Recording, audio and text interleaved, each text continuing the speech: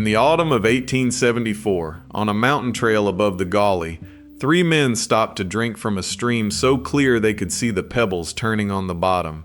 It was cold and it tasted clean, better than anything they'd had in weeks, so they drank their fill and moved on.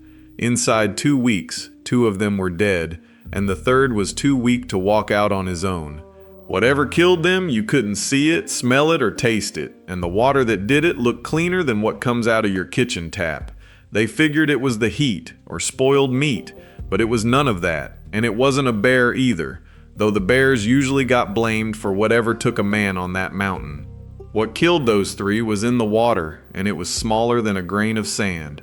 There was one simple thing they could have done to it that would have saved every one of them, and they didn't know to do it.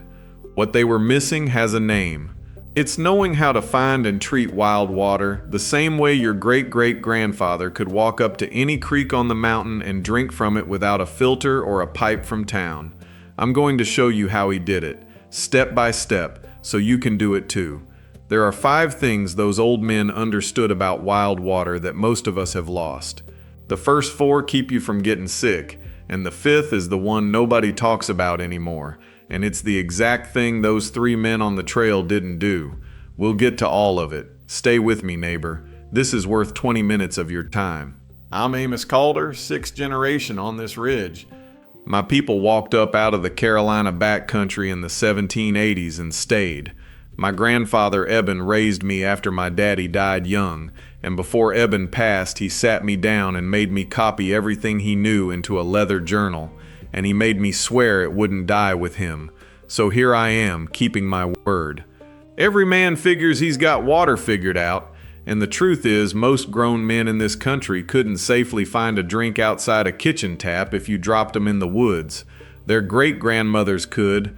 They'd look at a creek and know. Picture a man down on one knee at the edge of a creek up in the high country. His sleeves are rolled up, his hat's pushed back, and the sun's coming down through the trees. He cups his hands and the water's so cold it makes his fingers ache, and it's clear enough that he can watch the grains of sand rolling along the bottom. It runs clean over the rock and catches the light. Everything his eyes tell him says that water is safe to drink, every bit of it. And that's the first lie, neighbor, the one your own eyes tell you. This skill didn't disappear because it quit working. It disappeared the day your family started paying the water company for what comes out of the pipe. Once that happened, there wasn't a dollar in you knowing how to find your own. Nobody outlawed the creek, they just took away every reason you had to learn how to read it. And when nobody's got a reason to learn a thing, it dies off in one generation, yours. Before we go any further, hit that subscribe button. Not for my sake, friend. It's because the old skills we dig back up around here, once you've seen one, you're going to want the next, and the one after that. Now about that Clear Mountain Creek. The old saying went, if it's clear, if it's cold, if it's moving, it's clean. That saying put more travelers on this continent in the ground than any snake or bear ever did, and it killed them because it makes such good sense. Clear water's got nothing floating in it. Cold water feels pure coming straight off the mountain, and everybody's heard that running water cleans itself. 3 things your eyes tell you, 3 things that feel dead right, and all 3 of them in the wrong creek will put your whole family flat on their backs inside 2 weeks, because what got that family on the trail didn't care that the water was clear, didn't care it was cold, didn't care one bit that it was running fast over the rock. It came through all 3 just fine. What it couldn't come through was one thing those folks never did, and that one thing is what I'm building you toward. We'll get there. Stick with me. There are 5 parts to reading Wild Water the way your great-grandmother read it. 5, in order.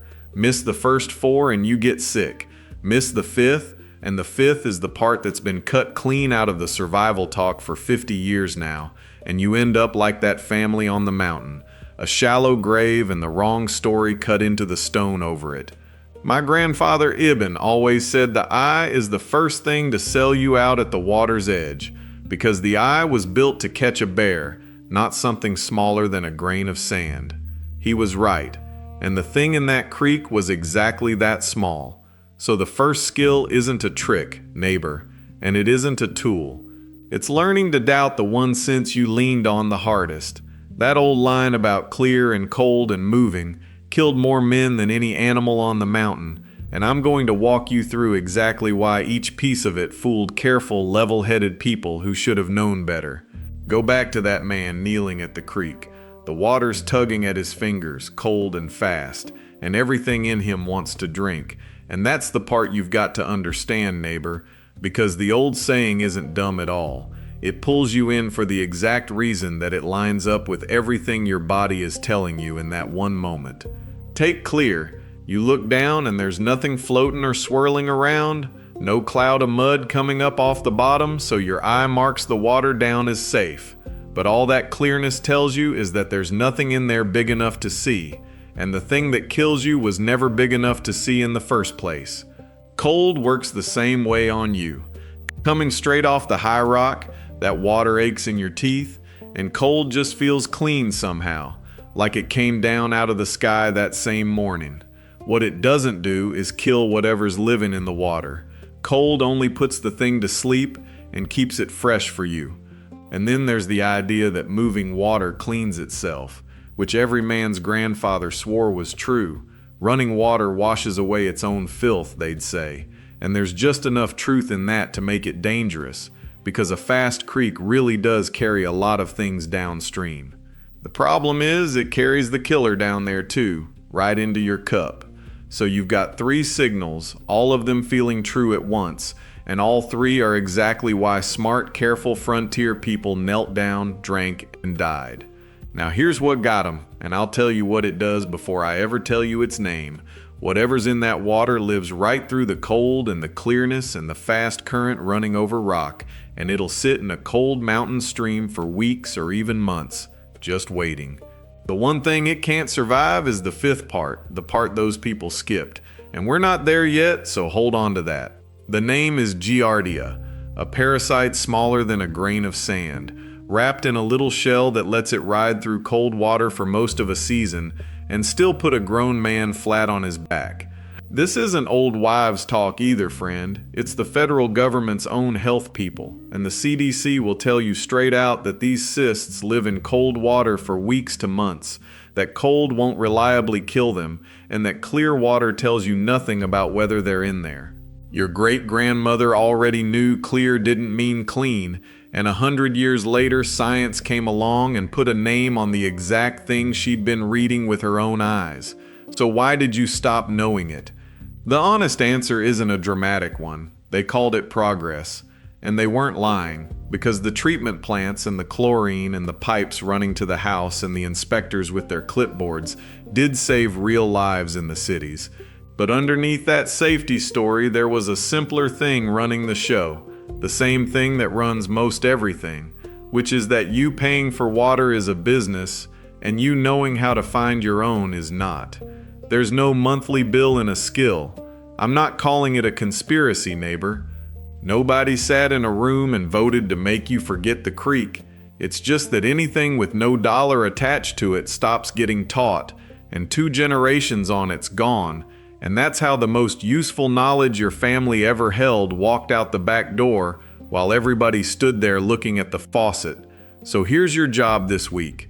Next time you walk past a clear stream and it's pretty and every part of you says drink, don't trust your eyes and figure instead that it's carrying something too small to see. That one change in how you look at running water is the first piece, and it already puts you ahead of most grown men in this country. The first piece fooled the eye. The second one is meaner, because it fools the careful ones. The 9 out of 10 who know better than to drink still water and figure that a creek running hard and fast must have already cleaned itself.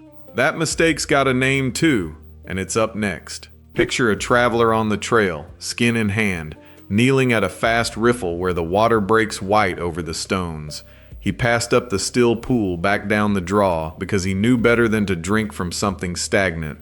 He's proud of that.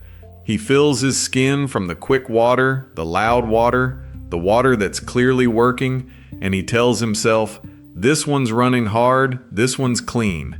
That man is about to learn the meanest lesson on the mountain. Running water purifies itself. That's the myth.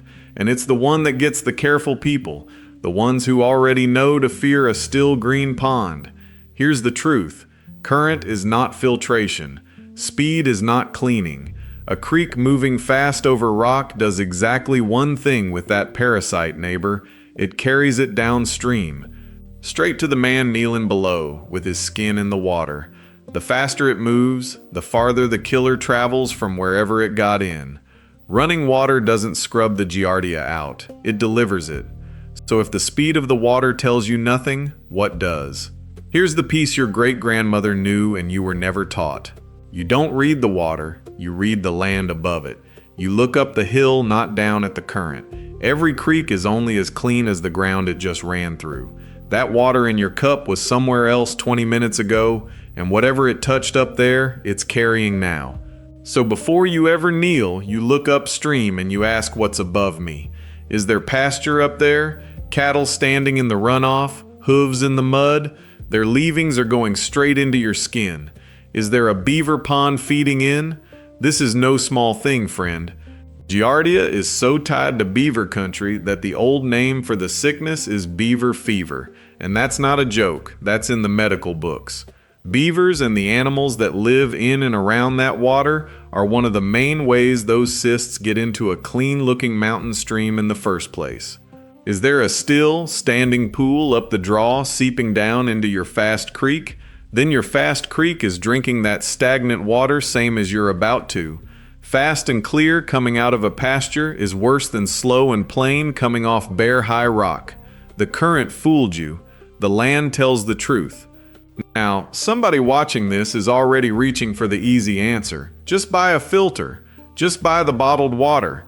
And look, I'm not against a good filter, but here's what they don't put on the box. A lot of those little filters that folks carry are rated to catch bigger things and will let the small ones slide right through. If it isn't built to catch a cyst, down to about 1 micron, it is not catching Giardia. You bought yourself a feeling of safety and a mouthful of parasite. The bottled water aisle solved a problem your great-grandmother didn't have and charged you $1 a jug for the privilege of never learning to look up the hill. So here's your this week. Before you ever judge a water by how it looks or how fast it's moving, walk your eyes uphill. What's above it? Pasture, pond, beaver sign, a barnyard, a road? Learn to read the watershed, not the water. That habit alone would have saved more trail families than any filter ever sold. That's 2 pieces now. Don't trust the eye. Don't trust the current, read the land above it. But knowing what to fear still leaves the biggest question standing. Out of every water on that mountain, which one do you actually walk to? Because they are not all the same, and most people reach for exactly the wrong one. That's next. Picture my grandfather Eben standing on a hillside with 2 waters in front of him. Off to his right, a still pond, easy to reach, right by the trail, the kind of water a tired man walks straight to. Off to his left, up a hard climb through the laurel, a spring seeping cold and clean straight out of the rock. He did not grab the easy one. He climbed for the safe one, every time. And that choice, neighbor, is the whole third piece. Because here's the thing nobody tells you. The waters on a mountain are not all the same, and they line up in an order from safest to deadliest that your great-grandmother could have recited in her sleep. Best water there is, the spring at its source. Where it comes straight up out of the ground or straight out of the rock, before it's had a chance to run across anything, or pick anything up. That water has been filtered by the whole mountain. It's as close to safe as wild water gets. Next best, a fast stream high up, near the top of the watershed, where there's almost nothing above it. Little ground for trouble to wash in from. The higher you are, the less mountain is sitting upstream waiting to foul your cup. Then it starts going downhill, and so does the water. A stream lower down, below a meadow or a pasture, has already drunk whatever ran off that open ground. Cattle, deer, droppings run off. Every field it passes, it collects. Worse yet, a still pond. Standing water is a nursery. Nothing's carrying the trouble away, so it sits and it breeds and it waits, and down at the very bottom, a stagnant pool or old snowmelt puddle, gone warm and green at the edges. That's the one that looks like relief to a thirsty man and drinks like a loaded gun. Spring at the rock, high, fast stream, stream below a pasture, still pond, dead pool, best to worst. Learn that ladder and you're already ahead of most men who ever walked into these mountains. Now here's the botch, and it's the same botch every single time. Beginners don't grab the safest water, they grab the easiest water, the pond by the trail instead of the spring up the climb. Tired, thirsty, legs burning, and the easy water is right there, so they drink the easy one. And friend, the easy one is almost always the one that gets you. The safe water usually makes you earn it. That climb through the laurel that Eben made was the price of not getting sick, and he paid it every time without complaint. So here's your this week. Walk the ground within a mile of where you live or where you hunt, and rank the water. Where's the true spring? Where's the high-running stream? Where's the pond you'd only touch as a last resort? Know that ladder before you're ever thirsty enough to forget it, because a thirsty man makes stupid choices, and the time to be smart about water is before your throat is closing. Now let me stop you right here, because this is where it turns. Everything I've told you about so far, your great-grandmother could have walked you through on a porch in an afternoon. Trust your eyes less. Read the land above the water. Pick the source, not the easy grab. Good, plain old knowledge.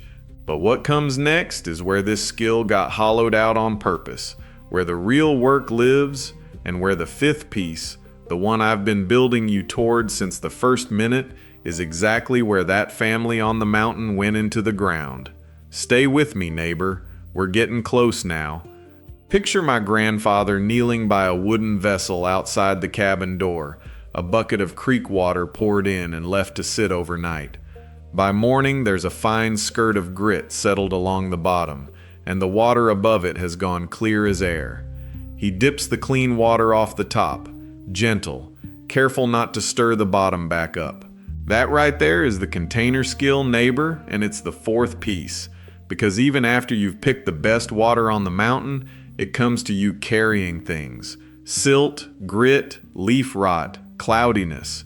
And here's what your great-grandmother knew that most men never learned. You let it settle first, and then you strain it, before you ever try to make it safe. Settling is just time and stillness. Pour the water into a clean vessel and let it stand. The heavy stuff sinks.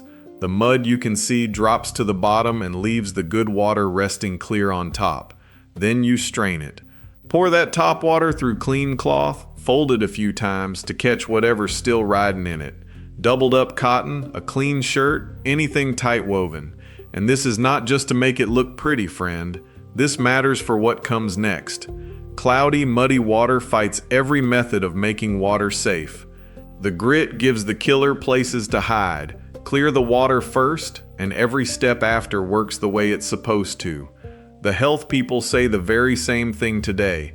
Cloudy water gets settled and strained before treatment, every time. Your great-grandmother did it by habit 100 years before they printed it. Now the vessel itself.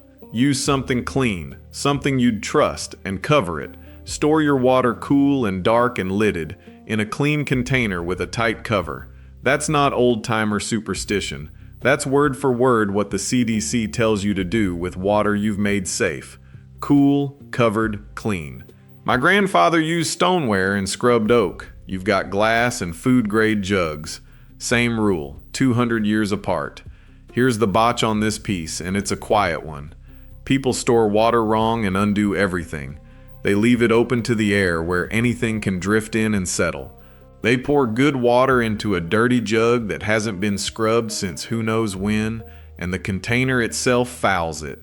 Or worse, they let it sit warm and open and stagnant is the one word you never want anywhere near your drinking water, because standing warm water in a dirty vessel starts growing exactly the wrong things. Clean vessel. Settle it, strain it, store it cool, dark, and covered. Do that and your water is clearer, cleaner, and ready. But friend, hear me close, because this is the hinge the whole thing turns on. Everything I have handed you up to this very second, every piece, the eye, the land, the source, the settling, all of it, has only gotten you cleaner water, not safe water. Cleaner and safe are not the same word, and the gap between them is exactly where men died. So here's your this week. Walk your house. Find the cool, dark corner where water would keep. Every homestead had one. A cellar, a spring house, a north wall that never warms. Yours has one too. You just haven't named it yet. Now stop, because here it comes. Pattern break. Everything you've heard so far, most homesteaders know some version of.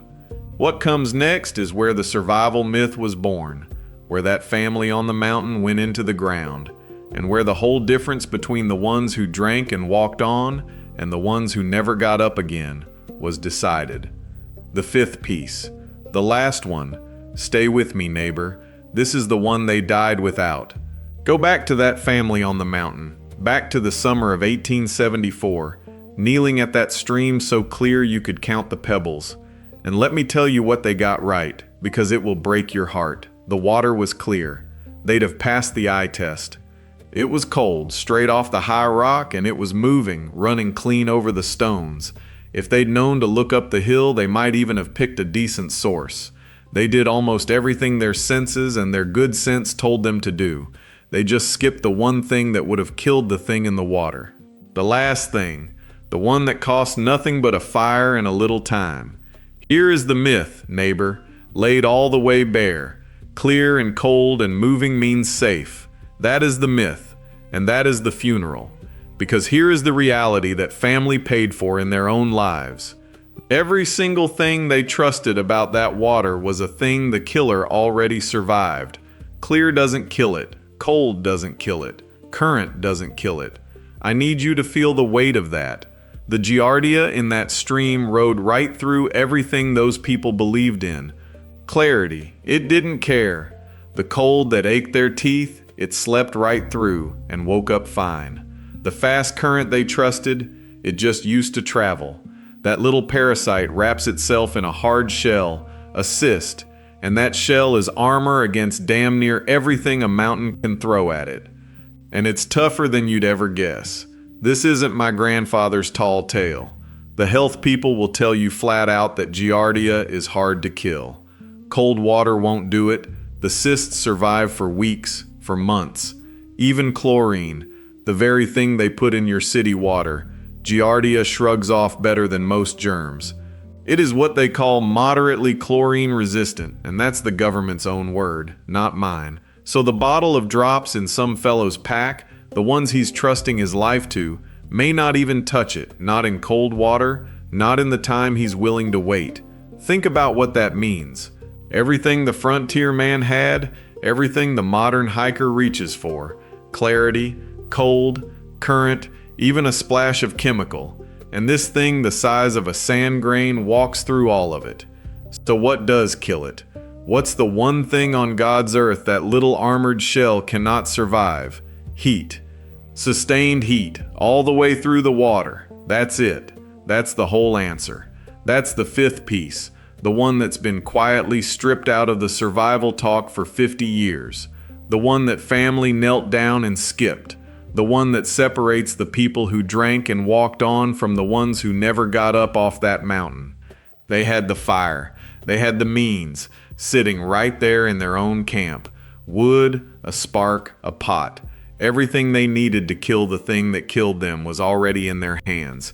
They just didn't know that the last step was the only step that counted. They looked at clear, cold, moving water, and their eyes told them the work was already done. It wasn't done. It was one step from done, and that one step was everything. And it cost nothing, friend. Nothing but time and heat and knowing. So let me show you exactly how it's done, exactly how much heat, and exactly how long. The real number, the one that would have saved every soul on that trail. Because on this piece, I will not have you guessing. This is the one you cannot get wrong. That's next. Here's the piece the campfire men skipped. Here's the whole method, and I'm going to give it to you plain, because this is the one you cannot get wrong. You bring the water to a boil, A real rolling boil, where the whole pot is churning, not just a few bubbles crawling up the side. And you hold it there for 1 full minute. 1 minute at a rolling boil, all the way through, and that armored little sis that laughed at the cold and shrugged off the chlorine, it dies. Every time. Heat is the one thing it cannot survive, and boiling is heat you can see. 1 minute at sea level. Now if you're up high, in real mountain country above about 6,500 feet, you give it 3 minutes, because water boils cooler up there and you want to be sure. 1 minute low, 3 minutes high. That's the whole number. And this isn't old folklore I'm handing you, friend. This is the plain word of the CDC, right now, today.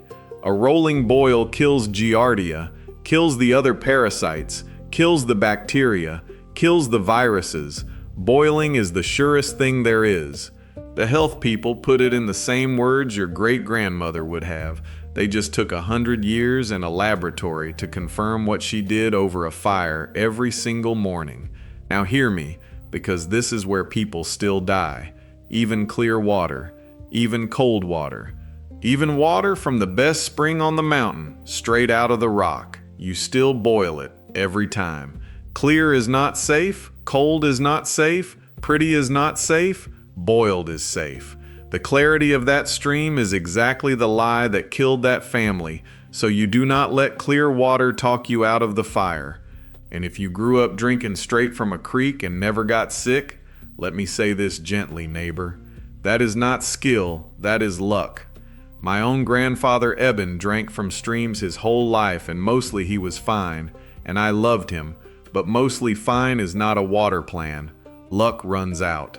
It ran out for that family in 1874, and their water was cleaner than yours. Knowing doesn't run out. Knowing you can hand down. Luck you cannot. Nobody hid this from you, understand. There was no room where they voted to keep the boil a secret. It's simpler and sadder than that. The utility ran a pipe to your house and solved the problem for you, and once the problem was solved, there was no reason left to teach you how you'd solve it yourself. So the knowing quietly slipped out of the family, one generation to the next, until here we are, and most grown men couldn't tell you the number. 1 minute, that's the number they lost. So let me take you back to that mountain one last time. Those people in the summer of 1874 did not die because the water was filthy. I told you at the start, it looked cleaner than what runs from your tap. They died because they trusted what they could see. The thing that killed them was Giardia, a parasite smaller than the grain of sand it sat on, that the clear water couldn't wash away, that the cold couldn't touch, that the fast current only helped, and that 1 single minute over their own campfire would have killed dead. 1 minute of rolling boil, that was the whole distance between that family and the rest of their lives. They had the wood, they had the flame, they had the pot. All they were missing was the knowing, and the knowing is the one thing I will not let die on my watch.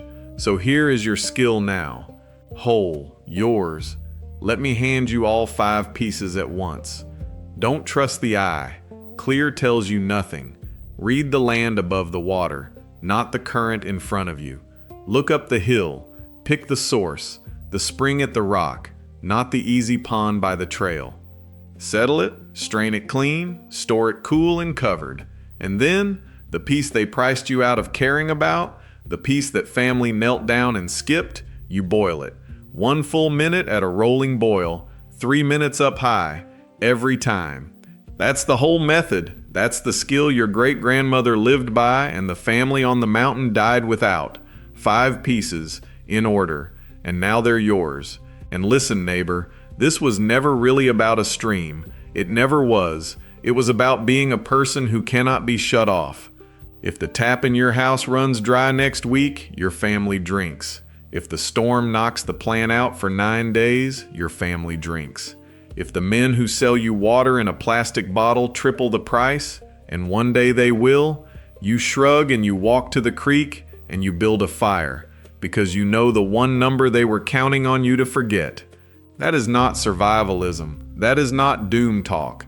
That is the ordinary competence your great-grandmother carried in her hands and never thought twice about. that got quietly taken from you, that you just took back tonight. You don't have to master wild water this weekend, friend. You don't have to walk into the mountains. Do one thing this Saturday. Fill a pot from your own tap, bring it up to a hard rolling boil, hold it there 1 full minute by the clock, then let it cool and pour it into a clean jug with a tight lid and set it in that cool dark corner you found. Note how long it took. That's it. That's your entry ticket. That's your first safe skin of water, and the day you actually need it, your hands will already know the motion. Tell me something down below. Did your grandparents boil their water? Or did they have a spring they trusted, one they'd walk a mile to because they knew it ran clean off the rock? Did they read the land the way mine did, or did they have some other trick, some other tale I've never heard? Different mountains did this different ways, and the story that gets the most comments is the one I go deep on next. Your great-grandmother fed her family safe water out of a wild creek with nothing but her eyes, her sense, and a fire. No pipe, no plant, no bottle. Now you can too. Don't let it die on your watch. Next time, the 2-cent trick that lit half the frontier's cabins after dark for pennies, and the year the oil men made good, ensure your grandmother forgot the recipe. Keep the old ways. They kept us.